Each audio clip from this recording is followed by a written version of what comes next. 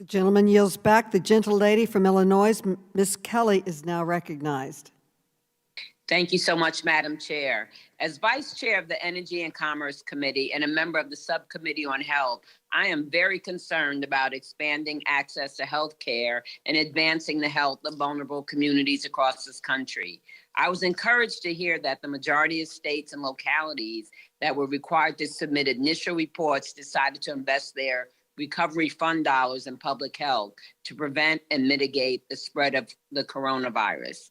We heard from my governor, Governor Pritzker, earlier today that Illinois is one of those states. Our state has appropriated $786 million for a wide range of public health needs, including support for vaccinations, testing, contact tracing, long-term care services, mental health rehabilitation facilities, and hospitals.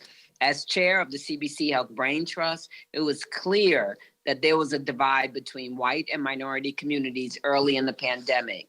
President Sharp, Indigenous Americans suffered higher coronavirus infection and death rates than other populations, especially at the onset of the pandemic.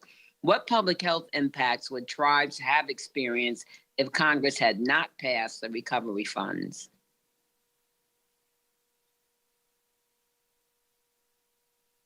Yes, thank you for that question. The impacts would have been devastating. As I mentioned in an initial question, we are disproportionately impacted and already vulnerable prior to the pandemic, as evidenced in the U.S. Commission on Civil Rights report called the Broken Promises Report that was delivered to Congress in 2018. That report detailed on every sector, education, healthcare, even our business and private sector economies have been chronically and longstanding underfunded. We can only dream of having the resources and opportunity to even get to a base level of providing for our citizens. But with this investment, we're not only able to meet the needs, but now we're in a position to look long-term to make strategic investments in our communities, and where things like broadband, there's a community in Alaska, the Akiak tribe, invested in broadband to service the second largest broadband gap in the United States. And that means being able to access telehealth. That means education for children. These are key strategic investments that have kept us away from just being at a basic level of existence for decades, if not generations. Thank you. Thank you. So that sounds like something that you're doing that could be a promising public health program or project that may be a model for other areas in the United States in regard to reducing health inequities. Yes. Oh, yes. I was just going to say yes, absolutely, because public health is not like just the doctors and nurses. Public health is mental health. It's having an economy and educational opportunities. Definitely. Early reviews suggest that almost 3/4 of metropolitan cities and counties are investing in recovery funds and public health. Mayor Woodard, what are some of the best ways cities are using their recovery fund allocations to support public health?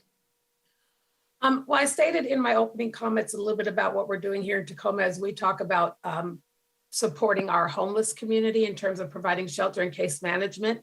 There is an opportunity there that we are using to provide more mental health services directly to those impacted. I would also say that in Houston, Texas, they're funding a clinician officer remote evaluation program, which is a telehealth strategy for responding to behavioral health crisis calls. So when an officer, when there's a contact made with law enforcement, they can immediately call a mental health clinician at the time of the 911 dispatch to provide appropriate intervention. So they're using real-time, on-the-ground, innovative solutions. Thank you.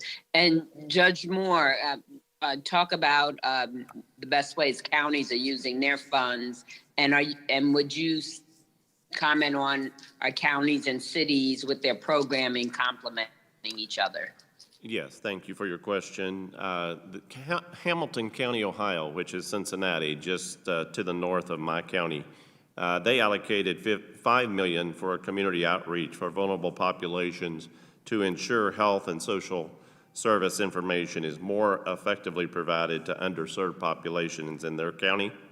This program will include acquisition, programming, and marketing for a permanent tech bus and ongoing outreach to educate minority and underserved populations to improve health outcomes In Louisville, Jefferson County, an additional $30 million in ARPA funds were allocated to address urgent needs related to the pandemic.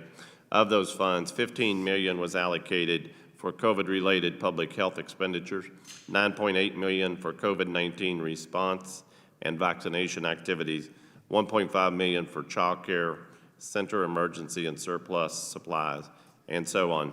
So across America, we have examples of the large urban counties investing their funds in the area of public health.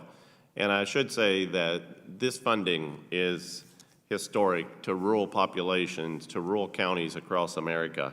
While I don't have exact examples here, we know that our rural counties across the nation have received these funds and that they have exciting plans for their funding. The gentleman's Thank you, time has Mike. expired. Thank you. Great.